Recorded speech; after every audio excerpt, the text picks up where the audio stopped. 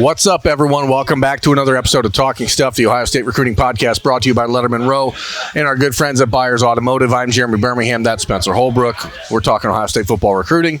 It's been a busier week, Spencer, in the last handful of days. There has been at least some sort of movement in the recruiting world. We're going to find out this week about a number of things Ohio State offensive line related. We'll start there because it is offensive line week on Lettermen Row. The biggest thing, I guess, is the news that Jagger Burton has decided to withhold the plans. I guess he's pushing back the plans that he had to commit on August 24th. And I personally think in a position where you are recruiting a player and you're not the team to beat, more time is a good thing. I would agree with that. All signs had started to point toward Kentucky. Right. And Jagger Burton, I think, is a key piece for this offensive line class. So if you can get a little bit more time and maybe get him on campus, if that's possible at all, then you got to feel good if you're Ohio State, because if he's not making the decision now, that means he's at least thinking about things other than Kentucky. So I think that is a really good thing. Yeah, and he's not the only one that made that decision in the last week. Rocco Spindler, another top 10 guard in the country, has made a similar decision. He's announced that he's not going to make his decision this summer as he had initially intended. And that's, again, what you're talking about is two recruitments where the Buckeyes are probably behind. Mm-hmm. But now, if there's a chance for kids to get back on campus, and both Jagger Burton and Rocco Spindler have indicated that they intend to wait until they can take all of their official visits to make a decision, you have an opportunity to really change the direction of those things, which is huge for Ohio State. We know. Go ahead. You got something? No, go ahead. We know that Ohio State is out of the mix right now for J.C. Latham. There is I don't want to say momentum starting with Tristan Lay, the offensive lineman, the 5-star offensive tackle from Fairfax, Virginia, but there's some easy rolling momentum in the Buckeyes' favor right now that has started to really pick up in the last few weeks, along with LSU. That was we talked about it here before, but there was a thought initially that it was a Clemson, Penn State maybe type battle for Tristan Lay, and now you're starting to see Ohio State really get in the mix. And I've talked to one person close to the Buckeyes who said that that's the guy they really think they can build on. As far as an offensive tackle goes, he has NFL potential, and he's now a 5-star prospect. He's the number 3 ranked offensive tackle in the country, and a player that the Buckeyes have had on campus once. And he's not going to commit anytime soon, so you don't worry about that one either. So when you're looking at the offensive line developing, there's going to be one answer this week, and that's Garrett Dellinger announcing on Wednesday between Ohio State, LSU, Penn State, Michigan, Notre Dame. I think that's an LSU win, but I know that we're doing this on Monday. There's still no decision officially yet that's been given according to people I talked to at Ohio State. So that they expect on Tuesday afternoon at some point. So if Dellinger picks the Buckeyes, shockingly, then a lot of things change. But the dominoes start to fall. But here's the question, Spencer. After 6 offensive linemen signed in the class of 2020, looking at the roster, do they really need more offensive linemen in this class? I think they need one more. You've got a headliner already. It's really weird, this offensive line cycle for Ohio State, because in any other cycle where kids weren't committing so early, a Donovan Jackson commitment would be the absolute headliner of this offensive line class. And he's becoming a little bit of, not an afterthought, but I think people are forgetting about him a little bit. He's a 4 to 5-star talent. I think he's going to end up in the 5-star range when it's all said and done, if he's not already there. Yeah, I mean, he's a top 10 recruit according to the 247 Sports Composite. Exactly. He is very talented, and the fact that they're just going after these big fish on top of him it's kind of making it seem like he's second or third on the big board. No, in any program in the country, he would be at the top of the list. I think the other interesting part is this decommitment cycle that everybody's expecting, I think, is going to be a little different than everybody thinks right now, because if you can't have visits anytime soon, I think kids are going to decommit, but not decommit so they can take their visit, but decommit to just say, let me make sure I have all this. So the board could change at any time is what I'm trying to say. You've got Tristan Lay, who was an afterthought.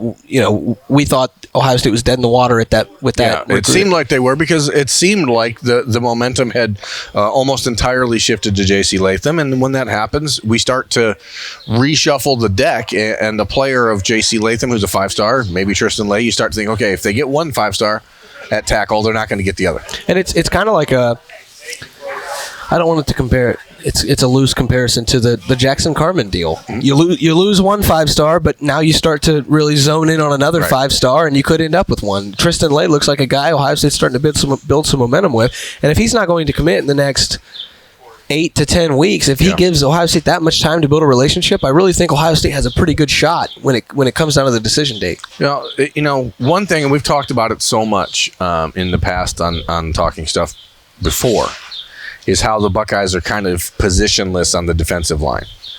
But I think what makes this 2021 offensive line cycle interesting, and why I think maybe they don't need another guy. Like, if they do, they'll certainly take another offensive lineman, maybe two. It's not a need at this point. A cherry on top.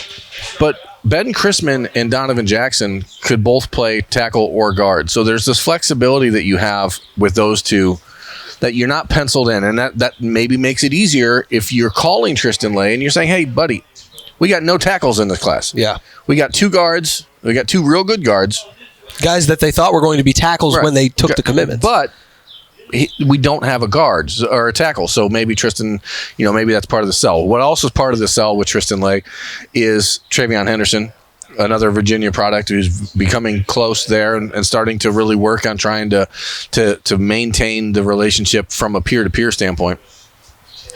But ultimately, I think when you're talking about the offensive line, it comes down to this. Ohio State is not going to reach. And I know that, that sounds obvious, but after taking 6 offensive linemen a year ago, and importantly, of those 6, really only expect Paris Johnson to play in 2020, right? So you have 5 guys that are probably going to be on the verge of redshirting.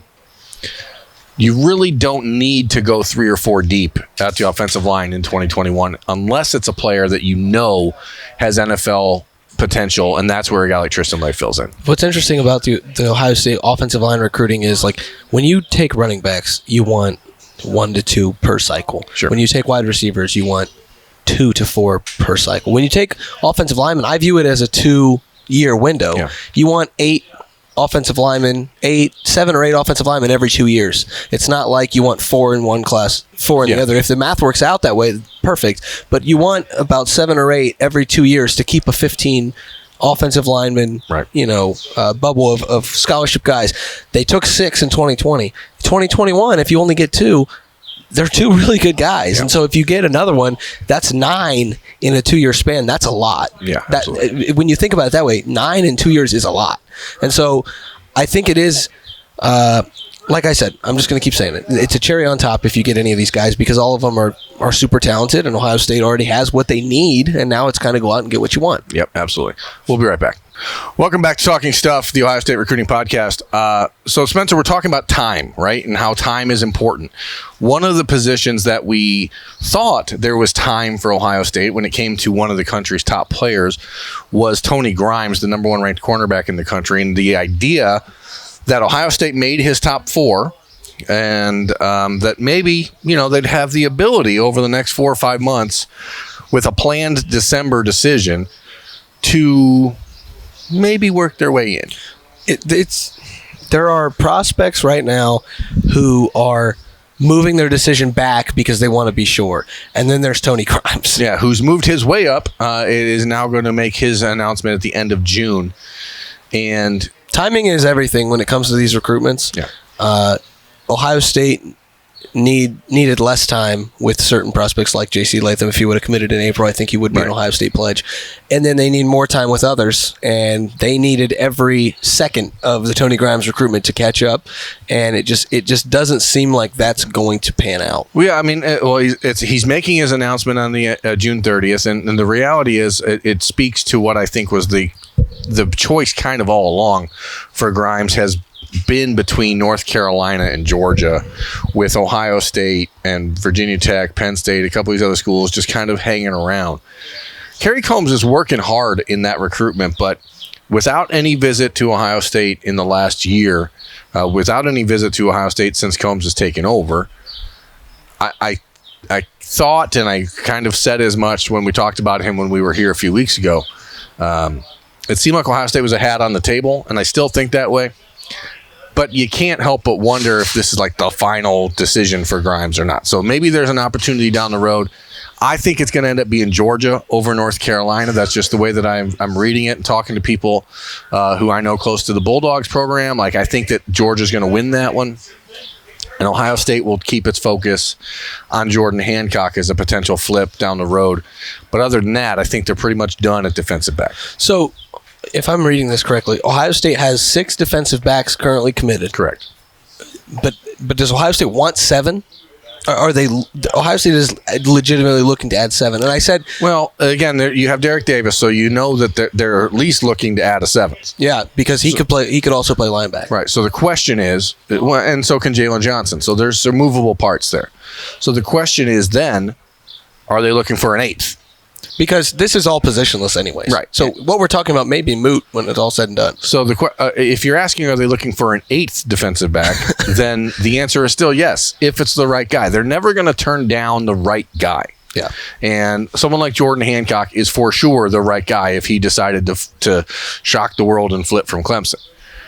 What you do know is that Tony Grimes is making his announcement. Ohio State is likely not going to be the choice, but what day is it? It's the 22nd. There could be something happening in the next 8 days, I guess, but I'm going to bet that one's going to go Georgia or North Carolina. I'm particularly thinking it's going to Georgia. And then, like I said, the Buckeyes, as we mentioned last week, it's about maybe it's a good time to take a step back, reassess the board, and see what's going on. And part of the reassessment might include Tristan Lay. It might include Jordan Hancock and continuing that. This might be a time where Ohio State says, okay, this guy's committed elsewhere. Let's see, is this recruitment worth looking back into or continuing? Is the potential return worth the investment? Exactly. And that's ultimately what recruiting comes down to, and how much time and energy the Buckeyes are spending in each particular case. We do know that the Buckeyes have the number 1 ranked class in the country. They're not taking any time off. They're not slowing down. But it is important to understand that in a class with 19 commitments, maybe they're only going to finish with 24 or 25, not 27, 28 like people were thinking all along. And that's why it's unlikely to me that they're going to take a second tight end. It seems unlikely that they're going to take any other defensive back. And I say that knowing that Derek Davis is out there beyond him. So unless, Jordan Hancock wants to flip, then they'll certainly say yes. Offensive line, if they don't get one of those core 4 of Jagger Burton, Rocco Spindler, Garrett Dellinger, and Tristan Lay, I really don't think they're going to go out and offer anyone else unless somebody absolutely blows up in spring, senior season. And again, that's where I know I sound like a broken record, but like losing the summer camps was such an important loss for programs and for recruits around the country, because especially when you're talking about the offensive line, and especially when you're talking about offensive linemen in Ohio, that is when they get noticed. Exactly. So, it will be worth watching, I think, down the road once the high school seasons begin, as long as they do. That there are a couple offensive linemen in Ohio that have caught the Buckeyes' eye, but I don't think that they make moves there unless guys leave that they don't expect to leave, because the numbers are kind of tight. So back to cornerbacks, and then we can finish up. You've already finished up on offensive line. One thing I think it's important for Ohio State fans to know if they're listening to the show, every episode that we have had since, I would say for the past 4 weeks, Jordan Hancock's name has been brought up. I know, and everyone who reads your stuff knows, if you bring up a guy, that means there is at least something there. You're not going to talk about a guy who's committed elsewhere and is not even, watched. I just think it's worth watching Jordan Hancock's recruitment. I don't think it's anywhere near over. The conversation with Jordan Hancock has continued since he committed. It has never stopped.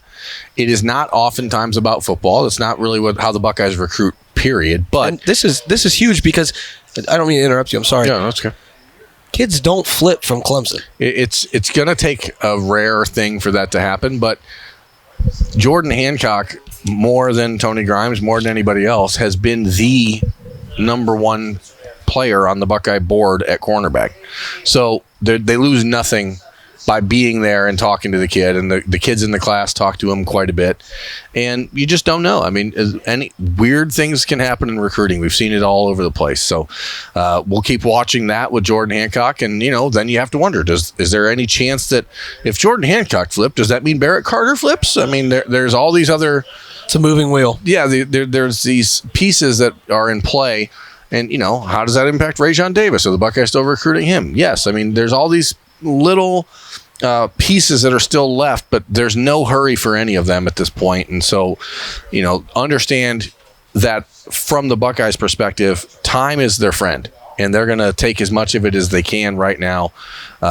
Sure, there are some recruitments like Emeka Ibuka where they would like that to be over. They don't want to have to keep trying to win that battle because they feel like they've done enough over the last year and a half to do it. But it's not over. And in that case, maybe time is not their friend. But it's the nuance of this game and this wonderful world of recruiting. But we'll talk more about that next week. That is Spencer Holbrook. I am Jeremy Birmingham. This has been Talking Stuff, the Ohio State Recruiting Podcast, brought to you by Lettermen Row and Byers Automotive. If you're looking for an auto, go to Byers Auto. Thanks for watching, everyone. We will talk to you next time. Thanks for watching. Subscribe below to get the latest videos from Lettermen Row. We got Letterman Live, we've got the practice report, we got rapid reaction. Hey, and we got Buck IQ with Zach Bourne. For sure. We got recruiting breakdowns with Berm. We got whatever you need. Ohio State football and Ohio State athletics, we've got you covered here at Lettermen Row.